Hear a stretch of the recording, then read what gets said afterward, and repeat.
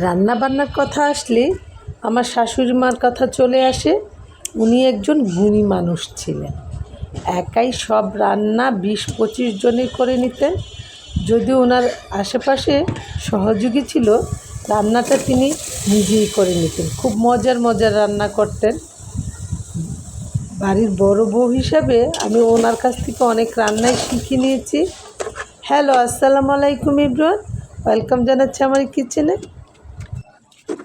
শুধু রান্নাবান্নাই পারদর্শী ছিলেন না, সেলাই কাজও করতেন। সারাদিনে সংসারের কাজ করে রাতের বেলা অবসর সময়ে গান কবিতা লিখতেন। এমনকি তিনি গান গাইতেও পছন্দ করতেন।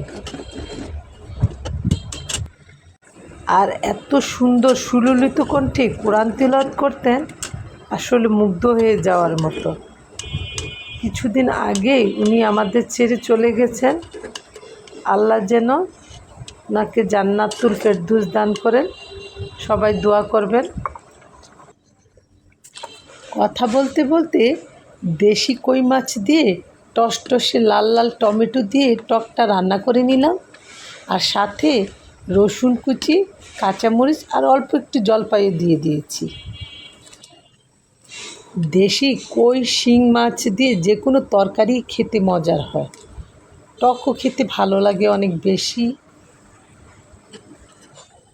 আপনারা খেয়াল করেছেন কিনা জানি না, টকটা কিন্তু একদমই তেল দেওয়া হয়নি। হলুদ, মরিচ আর লবণ দিয়ে রান্না করে নেওয়া হয়েছে। আর ঘরে যদি ধনেপাতা থাকে, একটু ধনেপাতাও ছিটিয়ে দেবেন। এই যে খাওয়ার জন্য বেরিয়ে নিচ্ছি গরম গরম টক। বিকেলবেলা এসে দেখি আমার মেয়ে একটা চিকেন বান বানাচ্ছে। ওখানেই আমি ক্যামেরাটা ধরে আপনাদের একটু দেখিয়ে দিলাম। চিকেনটা আগেই রান্না করে নেওয়া হয়েছে।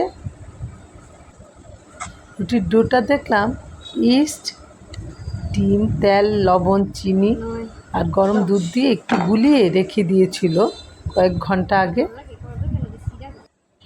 আমার মেয়েটা 6-এ পড়ে, কিন্তু রান্না বান্না বা এটা সেটা বানানো খুবই আগ্রহ।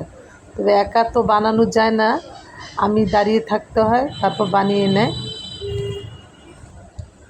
এই ফাঁকে আমি একটু ভিডিও করে নিলাম। সবগুলি বানানো হয়ে গেছে, এখন রেস্টে নাকি রেখে দিয়েছে। ওভেনে বেক করতে দিয়ে দিয়েছে। আসলে সব বাচ্চাদের একরকম আগ্রহ থাকে না। ও রান্নাবান্নায় মাশাআল্লাহ অনেক বেশি আগ্রহ আর আইডিয়া অনেক বেশি আছে। হয়ে গেল ওর চিকেন বান। দেখেন কতটা সুন্দর হয়েছে। ভালো থাকবেন সবাই। আল্লাহ হাফেজ।